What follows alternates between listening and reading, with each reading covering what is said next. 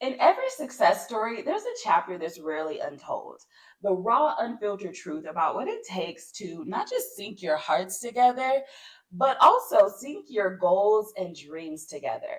So, in today's video, we are peeling back the layers and revealing to you our strategies on what it takes to ignite the spark, not only in our marriage, but also our business. You ready? Ready? Let's go.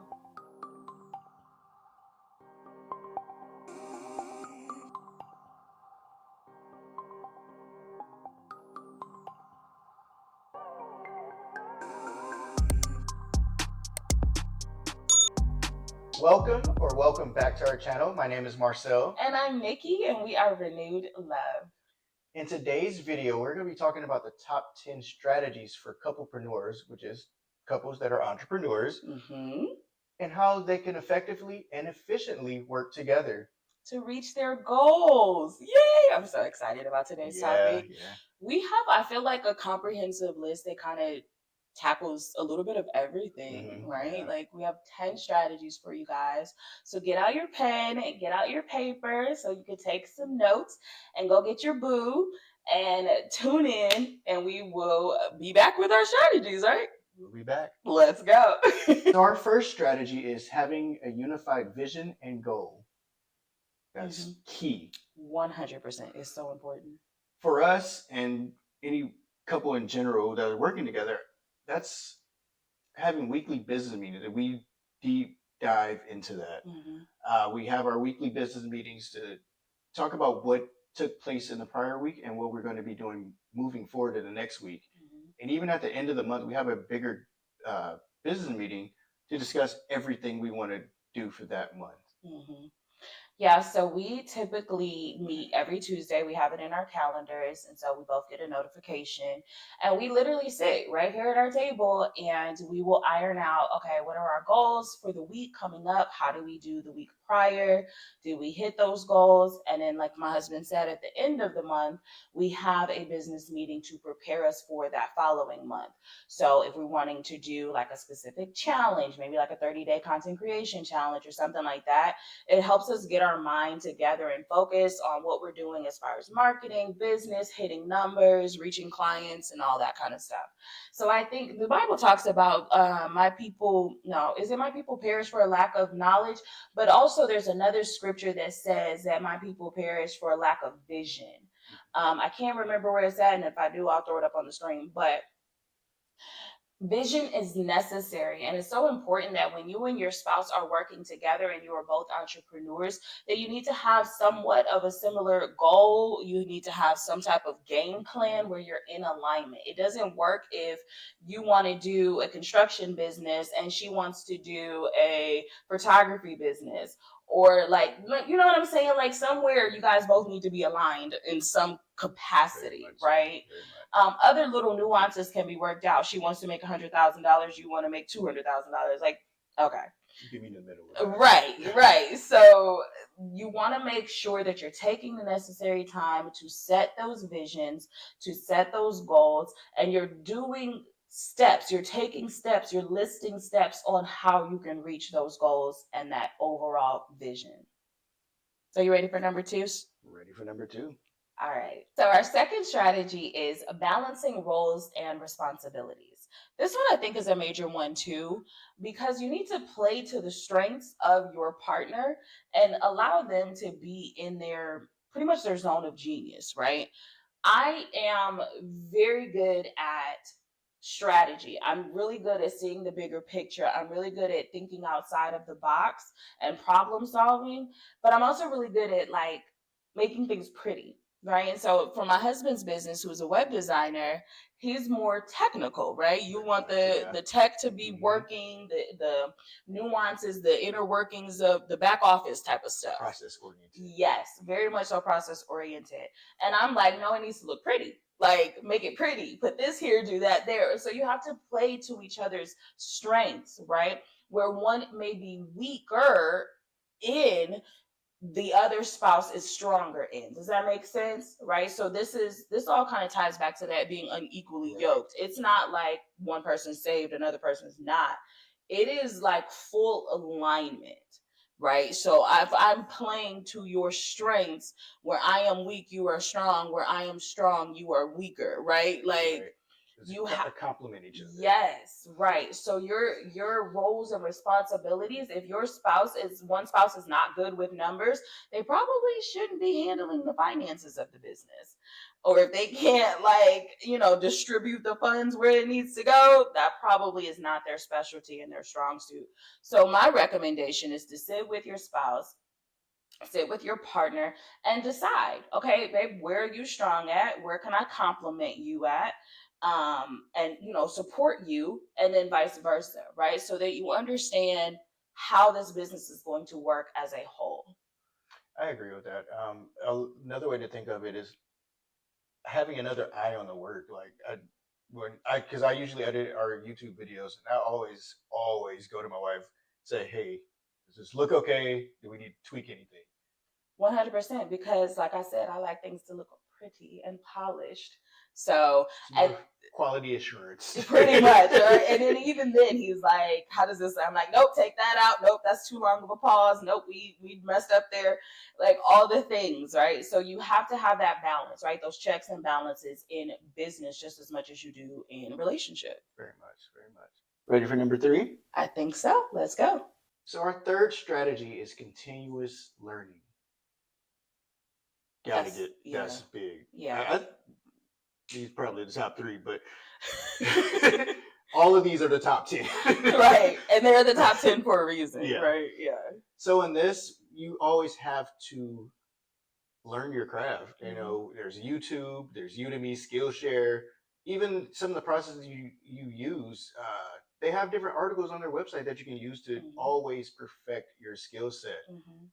And you can't get around that. Like you always have to stay one step above, so you know what you're doing.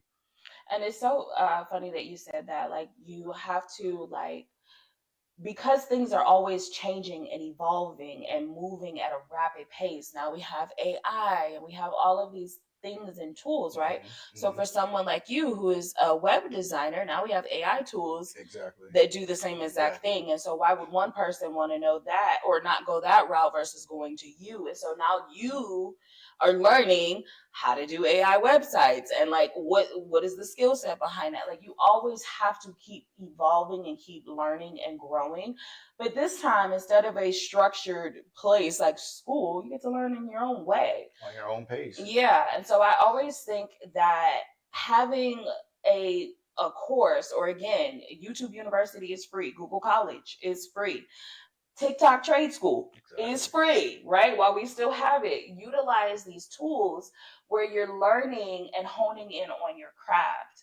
The business coaching sector that I'm in is always growing, always evolving. There's new ways to market, there's new social media, there's new AI. Like there's so many ways that you can keep honing in on your craft. And so I thoroughly think that that is a big one when you are an entrepreneur. Very much, very much. Yeah. You ready to go to number 4? Let's go. All right. So our fourth strategy is innovation within business. And essentially what that means is you are constantly looking for ways to add either products, services, some type of customer service, or whatever into your business. Like you're sitting and you're brainstorming with your spouse, hey, the business is doing great. I think maybe we need to hire a administrative assistant, or I think I want to offer this product or this service. Like you should always be thinking of ways that you can add to your business to make it better, right? Exactly. And I think you touched on that on the last step, like don't be afraid of AI. Right. It can be a really big game changer, make your processes a lot easier. So don't shy away from it. Like you said, I'm starting to use AI within my web design. Game changer. Right. And then even using it in our t-shirt business. Exactly. Yeah. Like there's so many different ways that you can utilize it. So don't be afraid to step outside and think outside of the box. Like there are so many different tools out there. Just start researching. And that does kind of tie into the third one with your learning, right? So as you're researching, you're also learning and thinking of different ways and tools and things you want to add into your business. That's always a good thing. You don't want to always be the person that wants to service everyone, because my thing is, if you're talking to everybody, you're talking to nobody, right?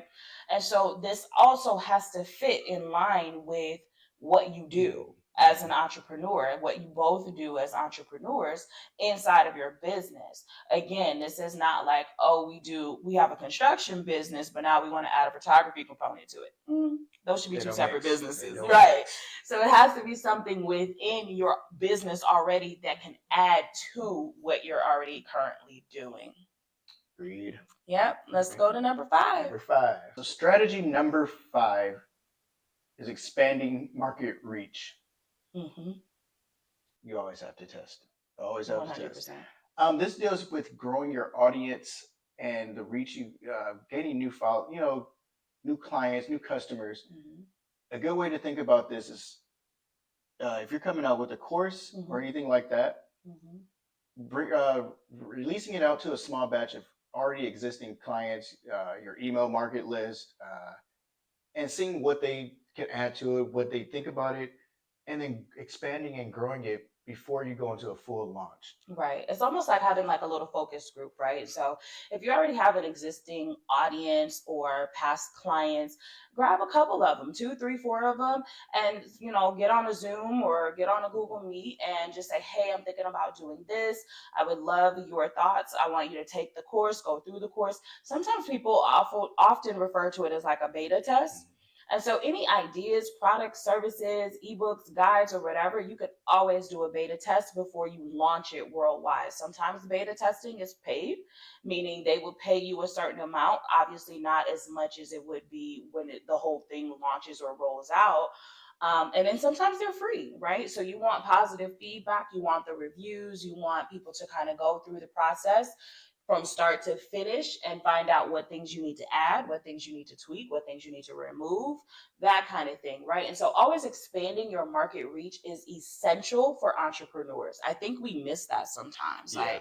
We're like, we have this idea in our head, this is what I want to do. I got to do it this way and it has to be done this way.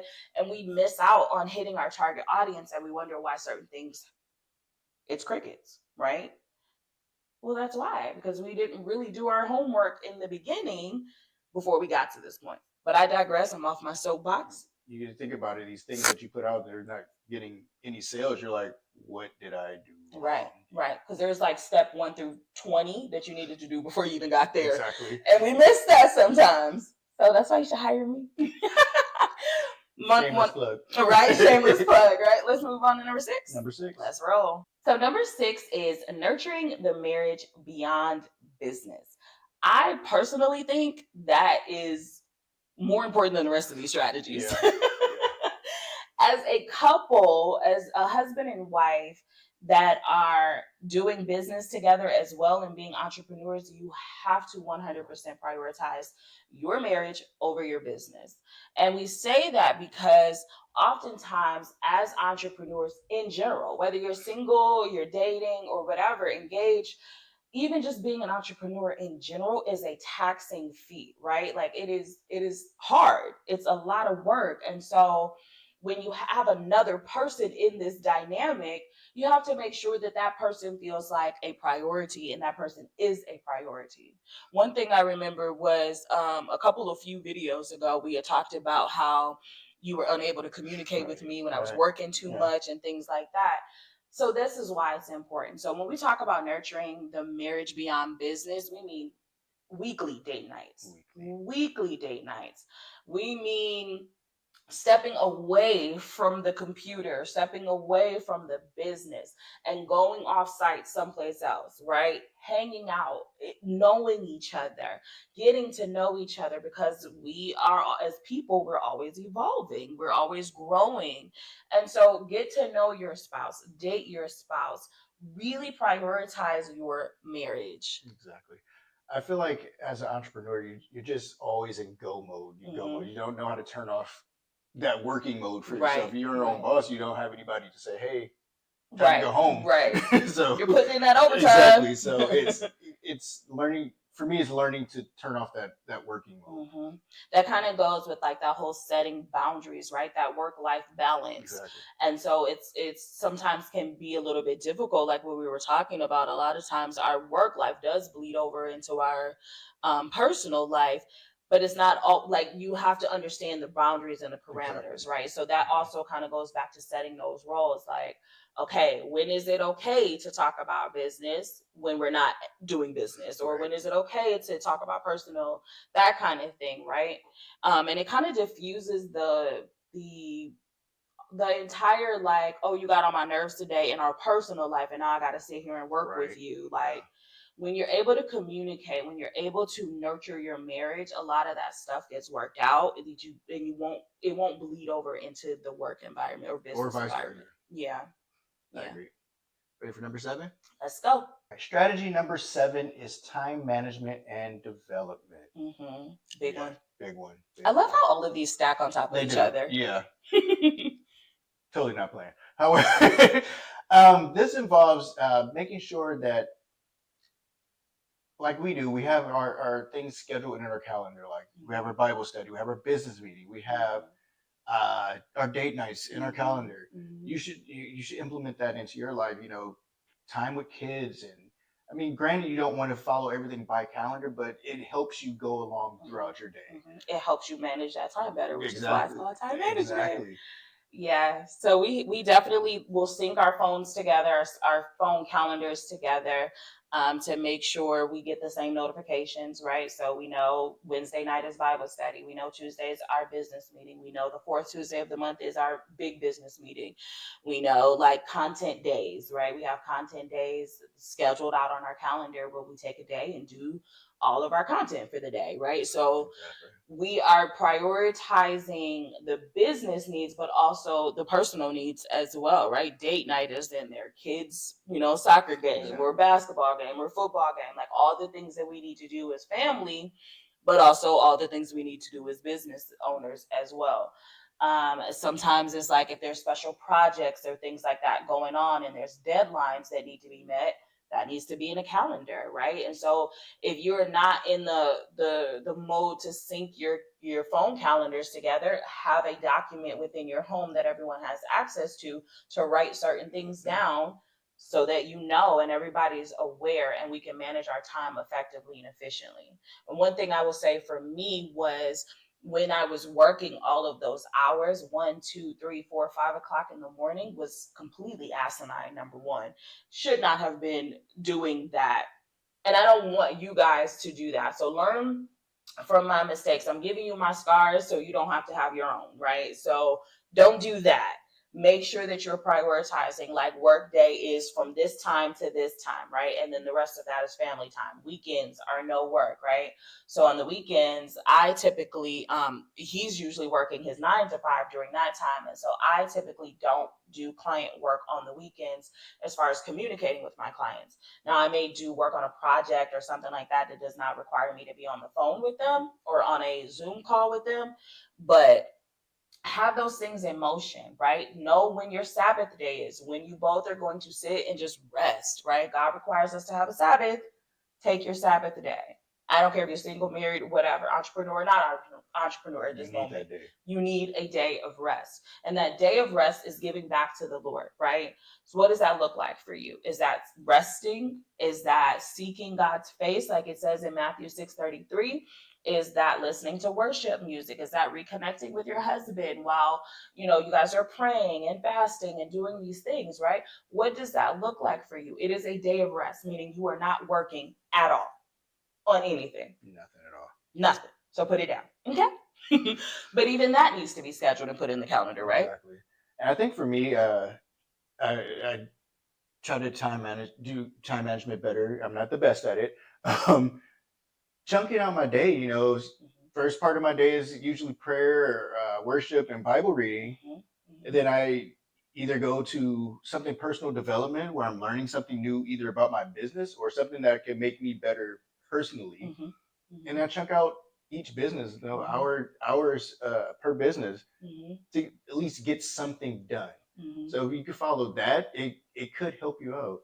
100%. I love the power hour mantra. So I typically get up before him and I have my hour with God, right? So I'm reading, I'm studying my word, I'm praying, I'm worshiping, I'm journaling and listening, right? Because listening is very important. And then that usually kind of fills up my hour. And then after that, it's like, okay, what do I need to do today? Do I need to answer emails? Like I spend usually about 30 minutes to maybe 45 answering emails.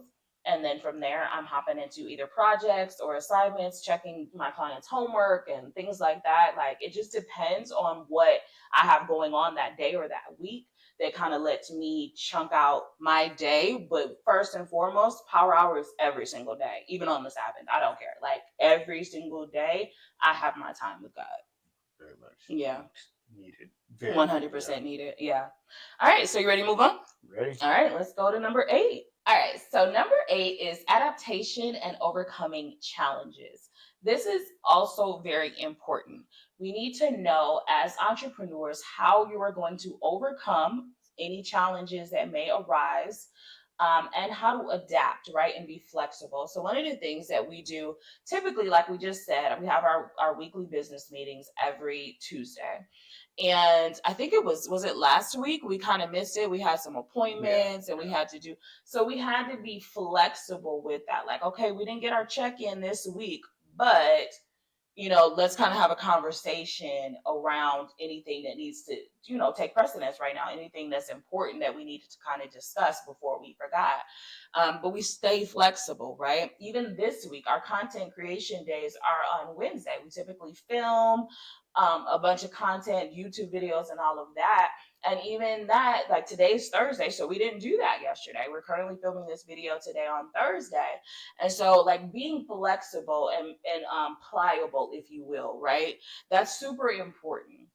The whole challenges thing, oh my gosh, definitely. Definitely have a plan in place when challenges arise, right? So the other day I had a customer who was very unhappy about our what do you call it, her template that she received from one of my stores on Etsy. And she's like, I don't know how to do this. I don't understand how to access it. And so I had to be flexible, but I also have customer service experience where I'm just like, okay, first of all, did you read? And that ended up being the situation. She didn't read the entire document. So you just have to be very mindful and cautious about certain things. Like when I create my stuff, I try to think outside of me, right? I try to pull myself back from being so close to the project or so close to the offer or the service, right? When you're able to have a kind of bird's eye view where you're able to think like a client or customer, it really, really helps you. And so when I'm creating things, I make sure that my clients or customers have everything that they need.